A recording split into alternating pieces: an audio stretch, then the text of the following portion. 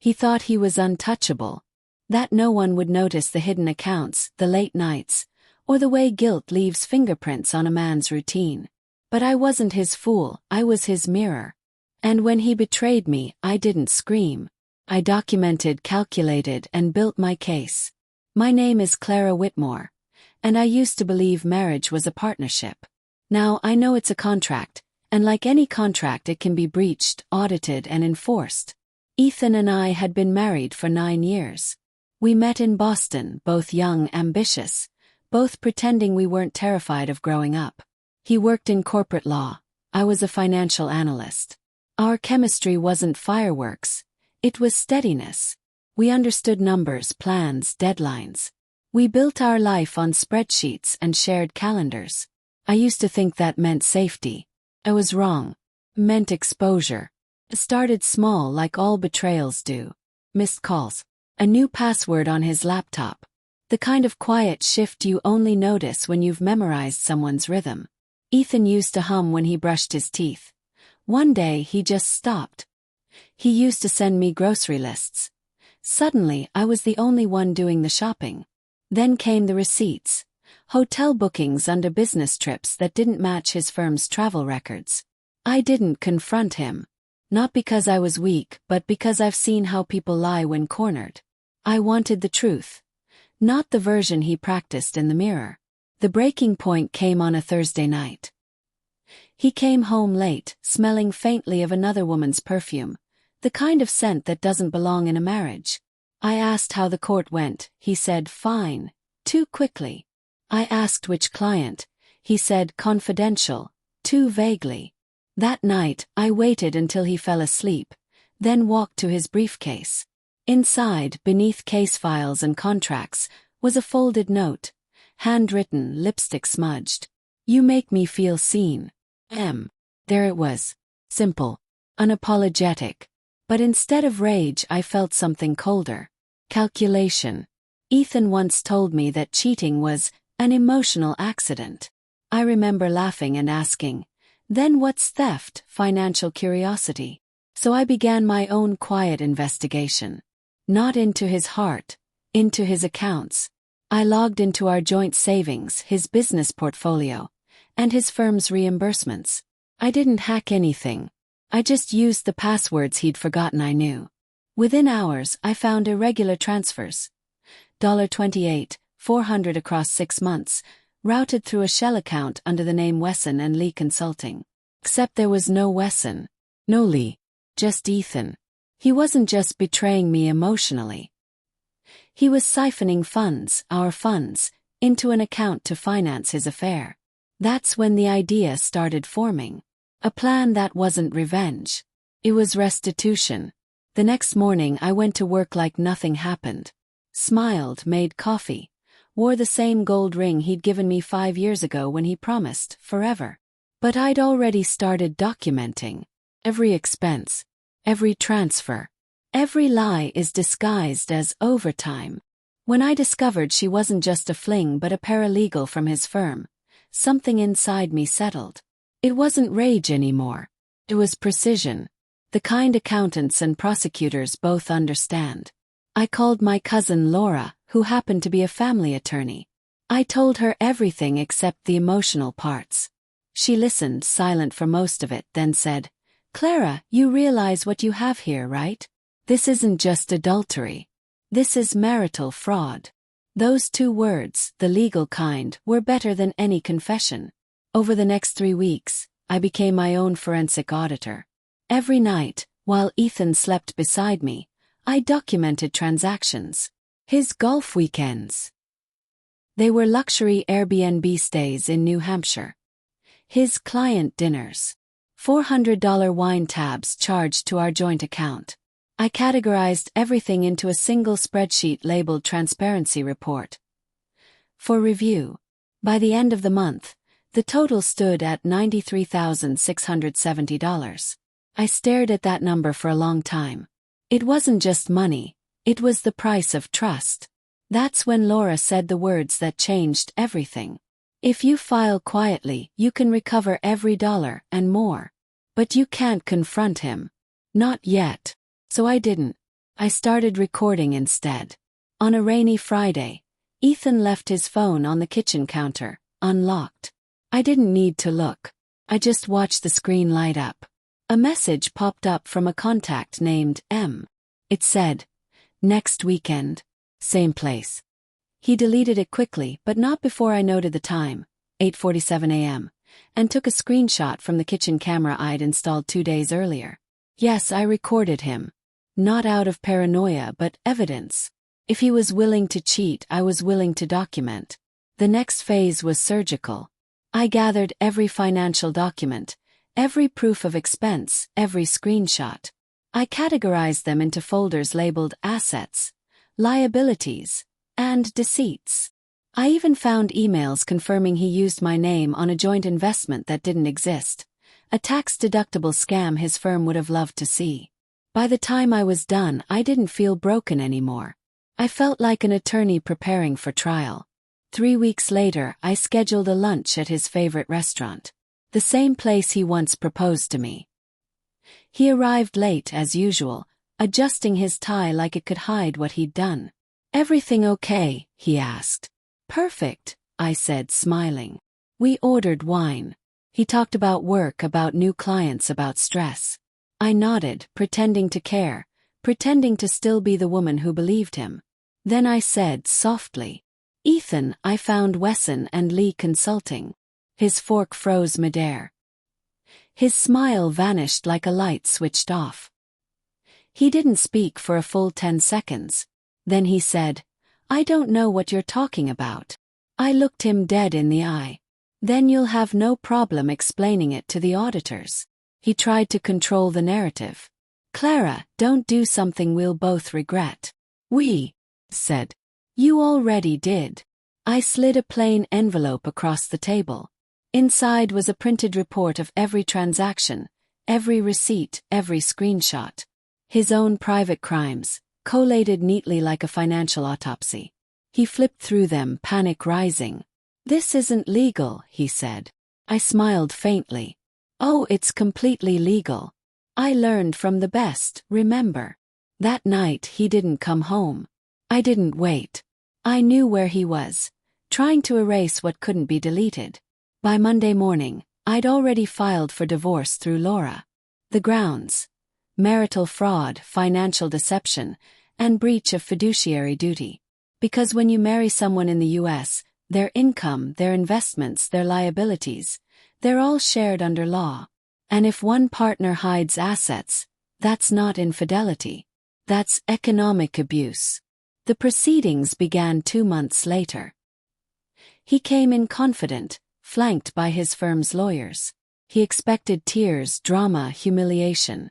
He got spreadsheets, timestamps, and receipts. When the judge asked if I sought damages, I didn't say a word. Laura stood up and handed over a binder thicker than his ego. Inside were records, evidence, and notarized affidavits confirming his misuse of joint funds. The judge looked at him over her glasses and said, "Mr. Whitmore, these are serious allegations. Do you deny them?" He stammered. For the first time in our marriage, he didn't have a prepared answer. In the final judgment, the court ordered him to repay $93,670 plus an additional $40,000 in punitive damages for fraudulent misrepresentation. He lost his partnership candidacy at the firm.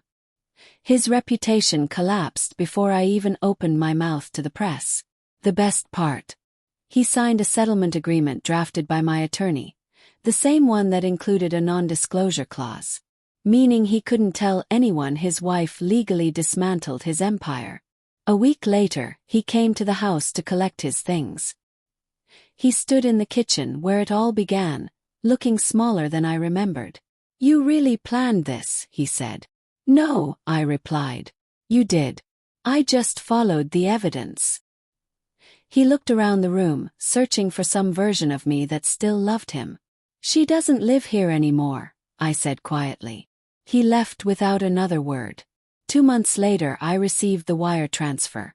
$133,670. Paid in full. I didn't celebrate. I didn't cry. I opened a new account under my name only and transferred every dollar into an investment fund titled New Beginnings Trust. Not revenge, just redistribution. People ask if I ever forgave him. Forgiveness, I've learned, isn't an emotion. It's an audit. You assess the loss, document the damage, and decide whether the cost is recoverable. I didn't forgive him. I balanced the books. One night I sat on the porch sipping tea, scrolling through social media. Ethan's profile was gone. Deleted. But hers, the paralegal, was still there. Her posts were full of quotes about learning through mistakes and moving on. I almost smiled. You see, people think revenge is loud. It isn't. Revenge is an order. Revenge is filing the right paperwork before they even realize what's missing. A few weeks later, I received a letter from Ethan's firm. It wasn't a threat, it was a request.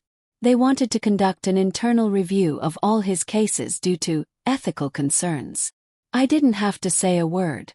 His own company finished what I started.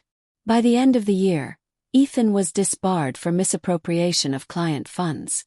Not because I exposed him, but because the system he built finally turned its mirror toward him. When people ask what I learned, I say this.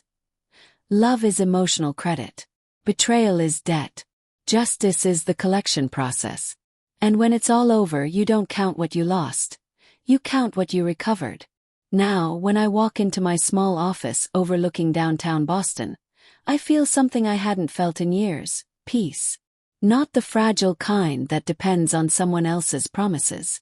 The kind that comes from knowing you stood up, quietly, efficiently, and won. Justice doesn't happen in a courtroom. It happens in the quiet after. In the stillness that follows the gavel's echo, when you realize the person who shared your bed became a case study in cause and effect. After the divorce, I didn't change cities or dye my hair or start over. I stayed. People always say, you can't heal where you were hurt. But I wanted to, because leaving felt like letting him own the map of my life. No, I stayed. In the same house. The one we bought together, paid for together, until he used it to fund someone else's version of love. The house was mine now. Legally. But emotionally it was a reconstruction site. For months, I lived in a strange rhythm. Mornings were quiet. Coffee, emails, sunrise. Evenings were louder. Memories, paperwork, ghosts of conversations I didn't want back. Every now and then I'd find small reminders he'd left behind. A cufflink under the dresser, a half-finished bottle of his cologne, a post-it note that said, "Don't forget client dinner." I didn't throw them away. Filed them. Not because I missed him, but because they were proof that even lies leave evidence. 3 months after the final settlement, I was invited to speak at a women's legal advocacy event in Cambridge. Laura, my cousin, my attorney, and the quiet hero of my survival, asked if I'd share my story anonymously. First I said no. I didn't want to be defined by what he'd done. But later I realized that telling it wasn't a weakness. It was a warning. So I agreed. The day of the event, I stood in front of 200 women, lawyers, survivors, professionals, and told them the truth. That betrayal isn't just emotional damage. It's economic theft. When someone lies, they don't just steal your love. They steal your time, your credit, your stability, your peace. And sometimes, the only way to heal is to turn your heartbreak into a legal precedent. When I finished speaking, a woman approached me. Mid-40s, tired eyes, wedding ring still on. She said, "I think my husband's doing the same thing." I gave her Laura's card and said, "Then let's make sure you have evidence before he has excuses." That was the night I decided something quietly radical, to start a non-profit. It began small, a local support network called Ledger of Truth. We helped women document financial abuse, gather proof, and connect with legal aid before their partners could bury them in paperwork or guilt. Within 6 months, we had over 100 clients. Within a year, we had funding from a law foundation. I never mentioned Ethan by name. I didn't have to. His story became a ghost note in everything we did. Every time I sat across from a woman shaking from discovery, I told her what I wish someone had told me. Don't get angry first. Get organized. Because fury fades. Evidence doesn't. Sometimes I'd wonder if Ethan ever thought about what happened. Not the marriage, but the dismantling.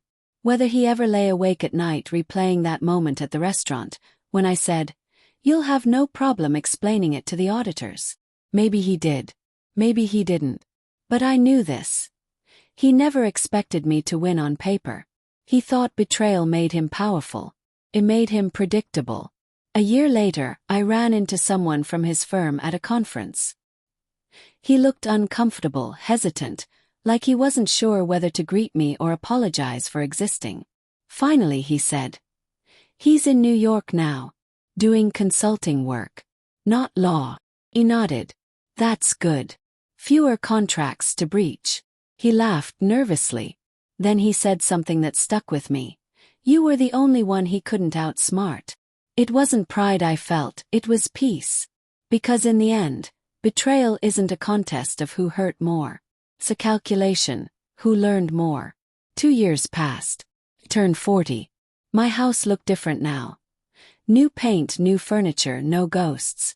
Sometimes when I'd walk by the mirror, I barely recognized myself. Not older, not colder, just clearer. One night I got a letter. No name, no return address. But the handwriting, familiar, steady. Ethan's. I stared at it for hours before opening it. Inside were just 2 lines. "I finally understand what you did. You didn't punish me. You audited me." There was no apology. No attempt to reconcile. And somehow, that was the most honest thing he'd ever written. I folded the letter and placed it in the same folder as the settlement papers. The past doesn't disappear. It just files itself under resolved. A few weeks later, I was interviewed for a documentary series about women using the law to reclaim their lives. The director asked, "If you could say one thing to your younger self, the one who still trusted him, what would you say?" I thought for a long time before answering. Finally I said, "Love deeply. But keep the receipts." She laughed softly. But I wasn't joking. Because love without accountability isn't intimacy. It's a risk. And risk, when ignored, becomes debt. That night, I went home and opened my old hard drive. The one that still had the original transparency report I'd built during the marriage. Line after line of proof. Every dollar, every lie, every timestamp.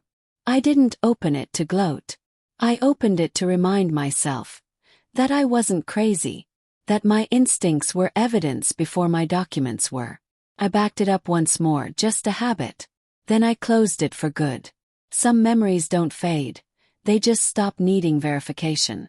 In spring, Ledger of Truth expanded to 3 states. We partnered with legal aid clinics, financial planners, and domestic violence shelters. For every woman who walked in with nothing but suspicion, we taught her how to track, how to record, how to prepare. One of our clients, a nurse from Seattle, once said, "You helped me find my power without shouting." That line became our slogan. Power without shouting. That's what I'd learned. That's where I lived. Every few weeks, someone from Betrayal Nation would reach out. Viewers who said my story helped them leave or stay or simply prepare. Some sent long messages. Others just wrote one word, "Thank you." I read every single one. Because for all the precision, all the strategy, I'm still human. I still remember what it felt like the night I first saw that lipstick-smeared note. How something inside me cracked but didn't break. Just reorganized itself. Into logic. Into resolve. Into survival. People ask if I ever fell in love again. The truth is, I did. But not with another man. I fell in love with my life. With mornings that belonged to me. Laughter that wasn't rehearsed, and nights where silence wasn't punishment. It was peace. I met someone eventually, years later. But this time I didn't rush to trust. I let consistency speak before promises did. And when he asked about my past, I told him everything. Not as trauma, but as testimony. Because the best kind of healing doesn't erase your history. It footnotes it. One evening, I stood by the window of my office, watching the city lights blur in the rain. Boston looked softer, quieter than it used to. Maybe that's what justice really is. Not triumph, not vengeance, just quiet. I thought about Ethan again, not with anger but with distance. Because when you finally win back your peace, the person who hurt you becomes irrelevant to the math. He was an equation I'd already solved. And so, every night before I sleep, I whisper the same thing, not as prayer but as closure. The account is settled. The balance is clean. Because in love, as in law, there are only two outcomes: liability or release. And I chose release. If you're watching this right now, maybe you've been betrayed. Maybe you're still in the phase where you think if you love them harder, they'll change. But hear me, betrayal doesn't stop when you cry. Stops when you collect. Don't let anger drive you, let proof protect you. Don't destroy them, document them. And when it's done, don't call it revenge. Call it what it really is: reconciliation of truth. This is Betrayal Nation. If my story moved you, please like, share, and subscribe to help us reach 5,000 subscribers. And keep stories like this alive. Because here, justice isn't vengeance. It's clear. And clarity always pays in full.